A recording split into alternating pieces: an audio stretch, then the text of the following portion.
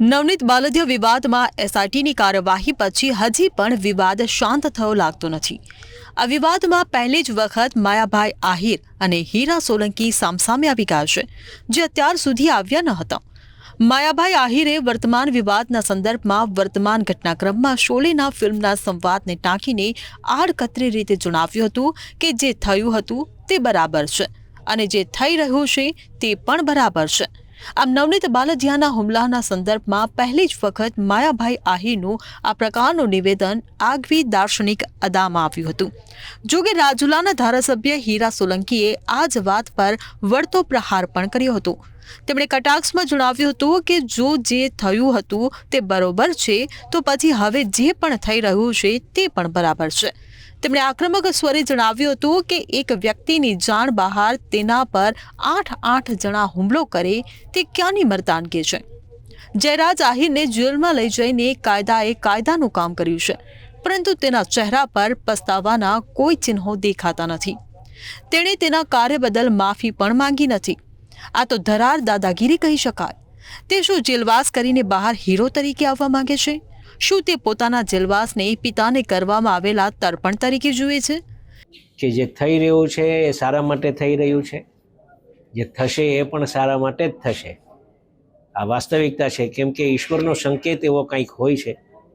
આપણે કંઈક ખોટું કરીએ તો ઈશ્વર એટલા માટે જે થઈ રહ્યું છે સારા માટે થઈ રહ્યું છે એટલામાં સમજી જવાનું હોય કે આટલામાં રોકાઈ જવાનું હોય, આગળ વધાય નહીં, અને એના માટે આ થઈ રહ્યું છે સારા માટે થઈ રહ્યું છે, થશે એ બી સારું જ થશે અને હવનું ઈશ્વર સારું કરે। સાહેબ, એક આખી સવાલ કે આજે અહીંયા સંમેલન હતું, સુરતમાં આયા અને કઈ રીતનો સંદેશ? કોઈ સંમેલન નહીં, આ માત્ર ને માત્ર મારે આભાર માનવાનો હતી। એક બપોરે હું અહીંયા આવ્યો ને બપોરે એક મીડિયા દ્વારા એક સંદેશો પહોંચાડ્યો કે બધાનો આભાર માનો છે, અહીંયા ભેગા થાવ। આટલી મોટી સંખ્યા થશે મને પોતાની આઈડિયા નહોતી, પણ હું ફરીથી આપના માધ્યમથી હું 18 વર્ણના લોકોનો અમે આભાર માનીએ છીએ, સોશિયલ મીડિયાના લોકોનો આભાર માનીએ છીએ। હીરા સોલંકીએ આક્રમક અંદાજમાં જણાવ્યું હતું કે આજે જો અમારો કોળી સમાજ મેદાનમાં ઉતર્યો ન હોત તો નવનીત બાલદિયા તો કૂટાઈ જ ગયો હોત। તમે વિચાર કરો કે એક વ્યક્તિની આ રીતે 7 થી 8 જણાએ મારઝૂડ કરી, તેની પાછળ સૂત્રધાર કોણ છે તે ખબર હોવા છતાં સ્થાનિક પોલીસ ઢાંક પીછોડો કરીને તેની સામે કોઈ કાર્યવાહી ન કરે। એક સામાન્ય વ્યક્તિને ન્યાય અપાવવા માટે આખા સમાજ 15 ધારાસભ્ય અને 3 સાંસદોએ મેદાનમાં ઉતરવું પડ્યું। ગૃહપ્રધાનથી લઈને સીએમ સુધી દોડવું પડ્યું। ત્યારે આ મામલે સ્પેશિયલ ઇન્વેસ્ટિગેશન ટીમની રચના થઈ। તેના પછી જયરાજ આહિર સામે કાર્યવાહી થઈ અને તેની પૂછપરછ કરવામાં આવી અને તેને જેલ ભેગું કરવામાં આવ્યો।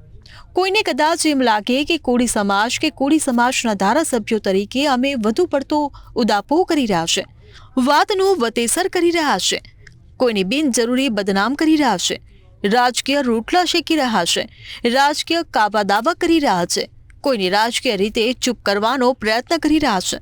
પણ તેઓએ તેની સાથે એમ પણ વિચારવું જોઈએ કે અમારે આવું કરવાની જરૂર કેમ પડી? જો સ્થાનિક પોલીસે યોગ્ય તપાસ કરીને જયરાજ આહિર સામે કાર્યવાહી કરી હોત તો પછી અમે તો ચિત્રમાં પણ આવ્યા ન હોત। નવનીત બાલદિયાને મારવામાં આવે છે, તેનો વિડીયો ઉતારાય છે તો પોલીસને તો એટલી સમજ હોવી જોઈએ કે કોઈને વિડીયો બતાવાઈ રહ્યો છે, હવે આ વિડીયો જેને બતાવાયો હોય તેની સામે પોલીસે કાયદાકીય કાર્યવાહી કરવાની હતી।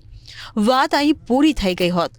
જેમ આજે સીટ નિમાયા પછી કાયદાએ કાયદાનું કામ કર્યું હોત તો તે સમયે પણ યોગ્ય કાર્યવાહી થઈ હોત તો આટલો બધો ઉહાપોહ જ ન થયો હોત।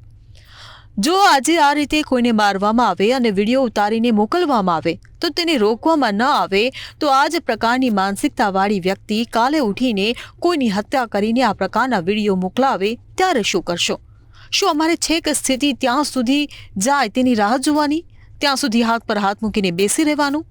અમે કોઈ સમાજનો વિરોધ કરતા નથી, બસ અમારા સમાજની વ્યક્તિ પર હુમલો થયો અને પોલીસે યોગ્ય કાર્યવાહી ન કરી, તેથી તેની સામે યોગ્ય કાર્યવાહી કરવામાં આવે તેની માંગ કરી છે। અમને આનાથી વિશેષ કશું જોઈતું પણ નથી। અહીં તંત્રએ હવે આ મુજબ કાર્યવાહી કરી જ છે।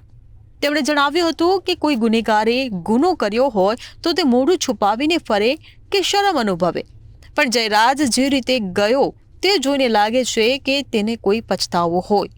એક વ્યક્તિને મારવા માટે 8 વ્યક્તિને મોકલીને તેને કઈ મર્દાનગી બતાવી? જો તે ખરેખરો મર્દ હોત તો તેણે સીધા બાલદિયા સામે બાથ ભીડવી જોઈએ। તેનામાં તાકાત હોય તો તેને બગદાણા ધામમાંથી બાલધિયાને કઢાવીને પણ પોતાની તાકાત બતાવી શક્યો હોત. પરંતુ નવનીત બાલધિયા પર હુમલો કરાવીને તેણે સાબિત શું કર્યું? તેના દ્વારા તે શું બતાવવા માંગતો હતો કે અમે ગમે તે કરીશું, પરંતુ અમને કોઈ હાથ પણ નહીં લગાડી શકે. અમારો વિરોધ આ માનસિકતા સામેનો જ છે. પછી આ તો માયાભાઈનો પુત્ર છે, પરંતુ તેના બદલે બીજું કોઈ પણ આ પ્રકારનું હોત તો અમારી લડત આવી જ હોત. કંઈ નામ બદલાય એટલે લડત ના બદલાઈ જાય.